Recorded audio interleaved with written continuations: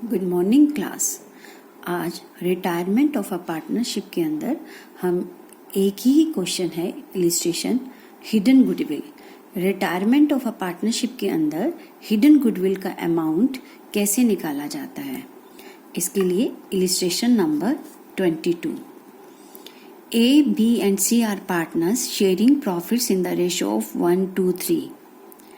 C retires and his capital after making adjustment, यानी जब आपने कैपिटल अकाउंट्स बनाए, सारी एडजस्टमेंट्स जो उसको देना था वो देने के बाद, after making adjustments for reserves and profits on revaluation stand at ₹2,20,000। सारी एडजस्टमेंट्स करने के बाद जो उसका अमाउंट बना वो कितना बना बेटा? 2,20,000। A and B agreed to pay him 2,50,000। अब यहाँ पर ए और बी उसको कितना पे कर रहे हैं? 2,50,000। मीन्स कितना ज्यादा दे रहे हैं? 30,000, 30,000। Pay him 2,50,000 in full settlement of his claim. Record necessary general entries for the treatment of goodwill if new profit sharing ratio is decided at 1:3। अब ये कहा गया कि गुडविल की एंट्रीज करो। अब इसमें डायरेक्टली तो दिया नहीं है गुडविल का अमाउंट। जब गुडविल की एंट्रीज करने के लिए कहा गया है और गुडविल का अमाउंट डायरेक्ट नहीं दिया है, तो हमें इसका मतलब कहीं ना कहीं छुपा हुआ है, हिडन है। तो उसे कैसे सर्च करना है हमें? तो कॉमन सी बात है, जब हम किसी को 2,20,000 देना बनता है और हम दे ज्यादा रहे हैं, तो कितना ज्यादा दे रहे हैं? हम दे रहे हैं, ये कैलकुलेशन माइनस करने के बाद 30,000। इसका मतलब ये जो 30,000 है वो हिडन गुडविल फर्म की नहीं, हिडन गुडविल सी का शेयर, यानी सी को हम 30,000 ज्यादा दे रहे हैं, तो गुडविल का में सी का शेयर ऑटोमेटिकली, ये सिर्फ सी का शेयर आया है। Hidden goodwill C share of goodwill, ये फर्म की गुडविल नहीं है, सी के शेयर की गुडविल है। ठीक है, अब आपको सी को 30,000 एक्स्ट्रा दे रहे हैं, वो गुडविल का अमाउंट है। तो एंट्री क्या होती है रिटायरमेंट के केस में? Gaining partners capital account debit to retiring partner. अब हमें पहले चेक करना पड़ेगा, क्योंकि हमारे को क्वेश्चन में ओल्ड रेशियो भी दिया है और न्यू रेशियो भी दिया है। तो हमें चेक करना है कि किसको गेन हो रहा है और कितना गेन हो रहा है। तो ये एंट्री हम तभी कर सकते हैं। तो सबसे पहले हमने ये निकाला, गेनिंग रेशियो निकालने के लिए old share minus new share, ये है ए का, ओल्ड में से न्यू माइनस किया, सॉरी न्यू में से ओल्ड माइनस किया। गेनिंग के लिए तो new share minus old share होता है, तो आया 1/12। बी का गेन आया 5/12। डिनोमिनेटर सेम है, तो रेशो क्या बनी? 1:5। ठीक है, तो गेनिंग रेशो ये देखो इन्होंने निकाला भी है यहाँ पर, 1/12 is to 5/12 को हम 1:5 रेशो में डाल सकते हैं। अब आपको ये जो 30,000 था इसको 1:5 में बांटना है, तो 6 से करेंगे, तो 6 से डिवाइड करने पर 5,000, यानी ए को गेन हो रहा है 5,000 का, बी को गेन हो रहा है 25,000 क्योंकि इसका 5 शेयर है। 2 जा कौन रहा है पार्टनर, रिटायर कौन सा हो रहा है? सी। तो gaining partner A B's capital account debit, retiring partner to C's capital account, ये जनरल एंट्री हमारी हो जाएगी। तो इस तरह से हिडन गुडविल का अगर क्वेश्चन में एंट्री कही जाए, तो आपको रिटायरमेंट के केस में इस तरह से रिटायरिंग पार्टनर का गुडविल का शेयर ढूंढ के निकालना है जो कि हिडन है। क्लास, अब मैं आपको एक लास्ट क्वेश्चन रिटायरमेंट का फुल फ्लेज क्वेश्चन, पूरा क्वेश्चन करके दिखाती हूँ स्टेप बाय स्टेप कि आपको कैसे करना है। क्वेश्चन है पुरानी बुक का 44, न्यू बुक में आप चेक कर लीजिएगा। On 31 March 2019 balance sheet of A, B and C who were sharing profit and losses in the proportion to their capitals. अब यहाँ पर ये गिवन है कि बैलेंस शीट दिया हुआ है, ए बी सी पार्टनर्स अपने प्रॉफिट्स को कैसे बांटते हैं, किसमें? प्रोपोर्शन टू देयर कैपिटल अपनी कैपिटल की रेशो के हिसाब से बांटते हैं, यानी कैपिटल रेशो में बांटते हैं। ये एक पॉइंट आपको याद रखना है। उसके बाद क्वेश्चन के अंदर आपको बैलेंस शीट में यहाँ चेक करो कोई रिजर्व नहीं, यहाँ चेक करो कोई डेफर्ड रेवेन्यू एक्सपेंडिचर नहीं है, फिक्टिशियस एसेट्स नहीं है। चलिए, इसके बाद नेक्स्ट आता है B retired and following adjustments were agreed to determine the amount payable to, और नीचे कुछ एडजस्टमेंट्स दी गई हैं रिटायरमेंट पर।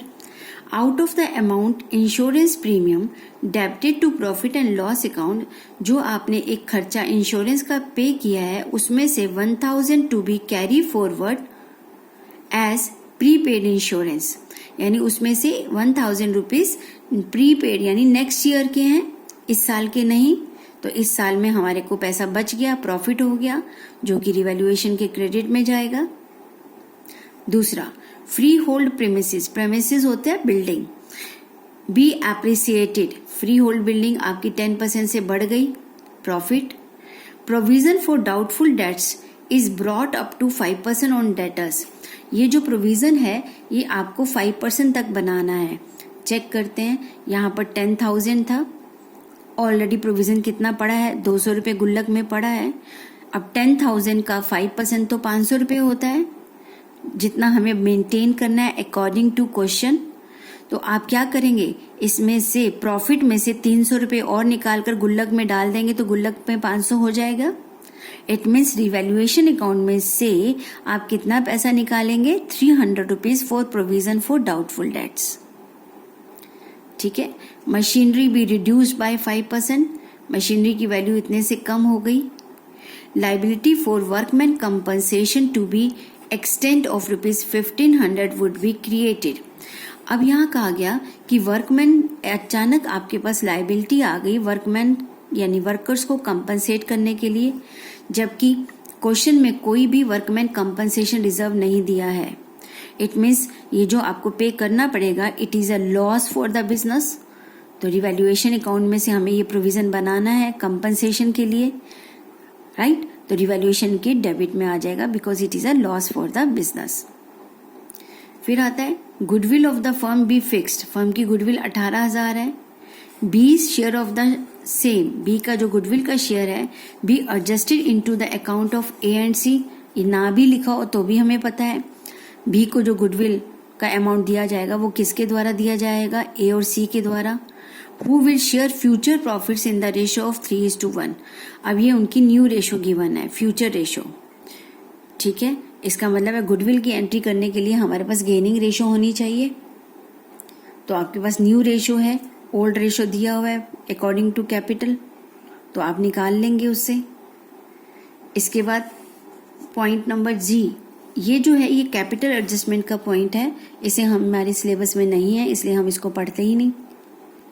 फिर इसके बाद point number H, B paid 5,000, B retire हो रहा है ना, तो जब उसका पैसा जितना निकलेगा कैपिटल अकाउंट बनाने के बाद वो कहता है उसमें से 5,000 आप उसको कैश दे दो और जो बचा हुआ है and the balance be transfer to his loan account, और बचा हुआ उसके लोन अकाउंट में ट्रांसफर कर दो। फिर क्वेश्चन में लिखा है prepare capital accounts of partners and the balance sheet of the firm A and C. अब यहाँ पार्टनर्स कैपिटल अकाउंट तो लिखा है लेकिन अंडरस्टूड है बेटा, जब तक आप रिवैल्यूएशन अकाउंट नहीं बनाएंगे, जब तक आप एंट्रीज नहीं करेंगे गुडविल की या रिजर्व्स की, तो आप ये कैपिटल अकाउंट्स बना ही नहीं सकते। हाँ, इसमें एक बात चीज है कि इसमें आपको सारी एडजस्टमेंट्स की जर्नल एंट्री करने की जरूरत नहीं है, क्योंकि क्वेश्चन में ये नहीं लिखा कि डू ऑल जर्नल एंट्रीज। अगर ये लिखा होता तो हमें सारी जर्नल एंट्रीज करनी पड़ती इन एडजस्टमेंट्स की। अब हमें सिर्फ जो बैलेंस शीट से रिलेटेड जर्नल एंट्रीज हैं वही करनी पड़ेंगी, इनकी कोई जर्नल एंट्रीज हमें करने की यहाँ पर जरूरत नहीं है क्योंकि क्वेश्चन में नहीं कहा गया। इसके बाद हम डायरेक्ट कैपिटल अकाउंट्स बना सकते हैं और बैलेंस शीट बना सकते हैं। अब हम चलते हैं कि इस क्वेश्चन को स्टेप बाय स्टेप कैसे करना है। सबसे पहले स्टेप 1, हर क्वेश्चन में आप ध्यान रखेंगे, एडमिशन में, चेंज इन PSR, इन सबको में जब फुल फ्लेज क्वेश्चन आएगा, स्टेप 1 आपको चेक करना है is there any need to calculate sacrificing और गेनिंग रेशो। अगर जरूरत है तो निकालेंगे, नहीं है तो नहीं निकालेंगे। तो इस क्वेश्चन में न्यू रेशो और ओल्ड रेशो दी हुई है तो मुझे निकालनी पड़ेगी। अब क्वेश्चन में लिखा है old ratio is equal to capital ratio. Old ratio क्या है? उनकी प्रोपोर्शन ऑफ कैपिटल। तो चेक करा कि क्वेश्चन में कैपिटल कितनी दी हुई है। अकॉर्डिंग टू बैलेंस शीट देखो बेटा, कैपिटल क्वेश्चन में दी है 45,000, 30,000 एंड 15,000। उसी को मैंने यहाँ पर पुट किया 45,000, 30,000, 15,000। इसको रेशो में निकालने के लिए सारी जीरो कटी, फिर आया मैंने 5 से डिवाइड किया, 5 9 जा 45, 6 जा 30, 5 3 जा 15। अब ये और लोएस्ट टर्म तक जा सकती है, या 15 से डिवाइड करते डायरेक्ट तो भी हो जाता। तो 3 1 जा 3, 3 2 जा 6, यानी रेशो क्या रही 3 2 1। ये क्या है? हमारी ओल्ड रेशो। क्वेश्चन में न्यू रेशो गिवन है ए और सी की 3:1। अब आपको निकालना क्या है? Gaining ratio. गेनिंग रेशो निकालने का फॉर्मूला क्या होता है? New share minus old share. ठीक है, न्यू शेयर क्या है आपका 3/4। सी का क्या है? ये है आपका ए का 3/4, सी का 1/4 न्यू शेयर है, ये मैंने न्यू शेयर के नीचे लिखा, माइनस ओल्ड शेयर ए का 3/6, सी का 1/6 लिखा। इसको सॉल्व किया एलसीएम लेकर, सॉल्व करने पर ए का आया 3/12, 1/12। डिनोमिनेटर सेम है तो हम इस गेनिंग रेशो क्या लिख सकते हैं? ये गेनिंग रेशो आ गई आपकी 3:1। गेनिंग रेशो क्या लिख सकते हैं? 3:1। तो बाय चांस इसमें न्यू रेशो और गेनिंग रेशो सेम आ गई है, लेकिन जब क्वेश्चन में न्यू रेशो अलग से दिया हो और ओल्ड रेशो तो आपको कैलकुलेट करना है। फिर स्टेप टू में आपने देखना है कि बैलेंस शीट में अगर कोई रिजर्व्स, अनडिस्ट्रीब्यूटेड प्रॉफिट या लॉसेस हैं, उनको बांटने की, उनकी जर्नल एंट्री करना। बट यहाँ क्वेश्चन में हमने बैलेंस शीट जब पढ़ी थी तो कोई भी रिजर्व्स या अनडिस्ट्रीब्यूटेड प्रॉफिट नहीं है। इट मीन्स हमें सेकेंड स्टेप में कुछ भी नहीं करना है।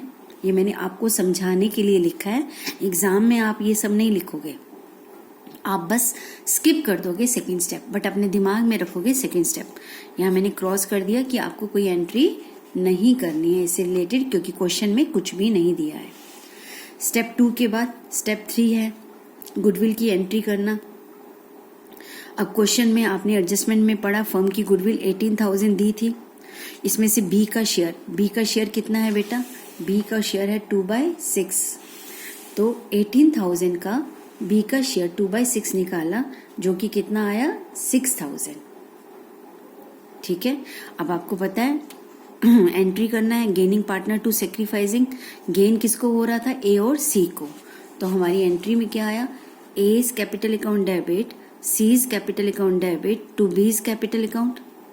6,000 की ये गुडविल है, कौन सी रेशो में इनको बांटी? 3:1 गेनिंग रेशो आई थी, 3:1 में इसको डिस्ट्रीब्यूट कर दिया। ठीक है, तो स्टेप 1 गेनिंग रेशो निकालना, स्टेप 2 डिस्ट्रीब्यूशन की एंट्री करना, स्टेप 3 है आपकी गुडविल की एंट्री करना। ये नेसेसिटी चीजें हैं, ये नेसेसरी है, क्वेश्चन में करनी ही करनी है, राइट? क्योंकि इनके बिना हम आगे के पार्ट नहीं कर पाएंगे। फिर आता है स्टेप 4। स्टेप 4 में लिखा है अगर क्वेश्चन में जर्नल एंट्रीज करने के लिए कहा जाए तो ही करेंगे, यानी किसकी? एडजस्टमेंट की।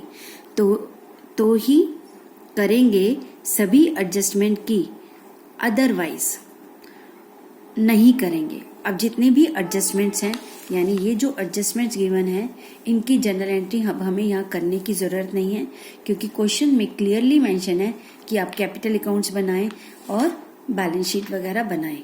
तो इसमें हम इनकी एंट्रीज करने की हमें कोई ज़रूरत नहीं है। ये मैंने बात आपको यहाँ समझा दी। एंट्रीज तभी करेंगे जब कहा जाए, लेकिन ये वाली जो एंट्रीज हैं गुडविल की, डिस्ट्रीब्यूशन की, ये नेसेसरी एंट्रीज कहलाती है। अगर ये क्वेश्चन में गिवन है तो ये बिना कहे ही हमें करनी होती हैं। तो जैसा कि मैंने अभी आपको बताया, स्टेप 1 गेनिंग रेशो के लिए, स्टेप 2 रिजर्व्स वगैरह जो भी बांटने के लिए, स्टेप 3 गुडविल की एंट्रीज के लिए, स्टेप 4 अगर क्वेश्चन कहेगा तो करना है, नहीं तो नहीं करना है, एडजस्टमेंट की एंट्रीज के लिए। उसमें लिखा होता है पास ऑल जनरल एंट्रीज, तो एडजस्टमेंट की जनरल एंट्रीज करनी होती हैं। ठीक है, तो ये स्टेप आपको दिमाग में रखने हैं। टोटल 5-6 स्टेप्स ही हैं, अगर नहीं है क्वेश्चन में तो वो वाला स्टेप स्किप हो जाएगा। अब आता है स्टेप 5, रिवैल्यूएशन अकाउंट बनाना। ये रिवैल्यूएशन अकाउंट मैंने अभी आपको साथ के साथ बताते भी गई थी। इंश्योरेंस का था, वो प्रीपेड इंश्योरेंस थी अगले साल की, ये प्रॉफिट हो गया तो मैंने बाय प्रीपेड इंश्योरेंस लिख दिया। प्रोविजन फॉर डाउटफुल डेट्स, 200 रुपए का प्रोविजन पहले बना हुआ था, क्वेश्चन में मैंने 300 का और बनाया, तो रिवैल्यूएशन में बनाया तो बिजनेस के लिए लॉस डेबिट में आ गया। तो यहाँ कौन सी डेबिट में चीजें आती हैं आपको पता है, डेबिट ऑल लॉसेस, ठीक है। और यहाँ क्या आता है आपका, ये क्रेडिट है जहाँ सारे प्रॉफिट्स आते हैं। फ्री होल्ड प्रीमिसेस का बिल बढ़ गया था, प्रॉफिट। मशीनरी की वैल्यू कम हुई। प्रोविजन फॉर वर्कमैन कंपनसेशन आया, ये आपने लिखा।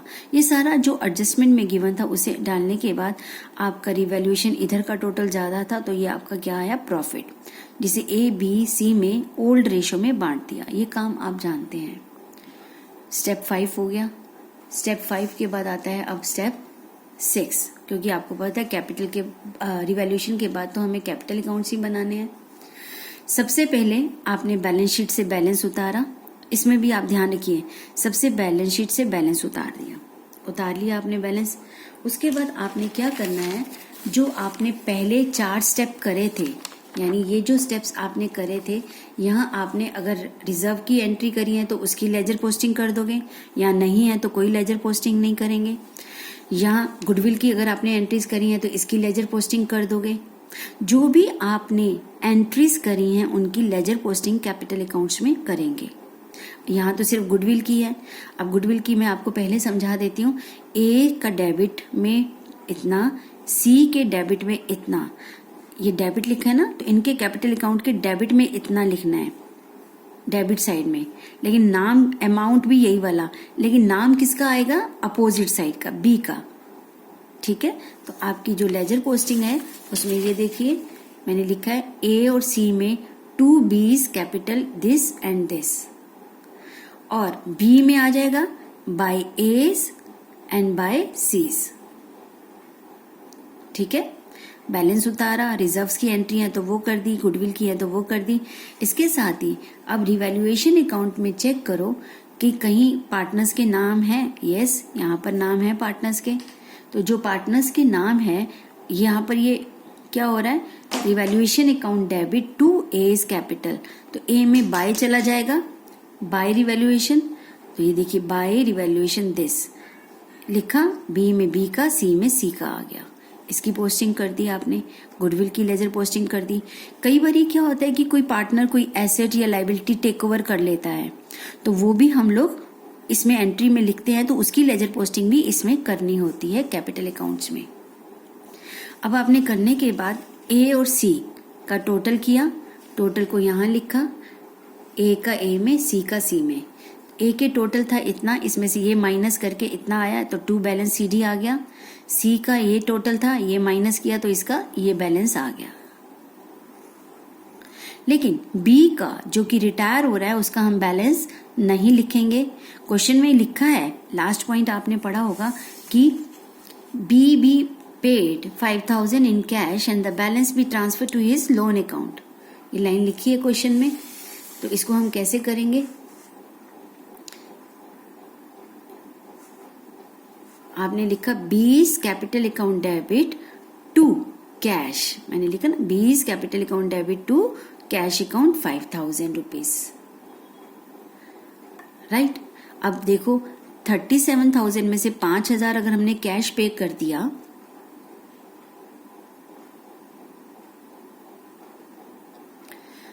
तो बाकी कितना बचा, 32,000।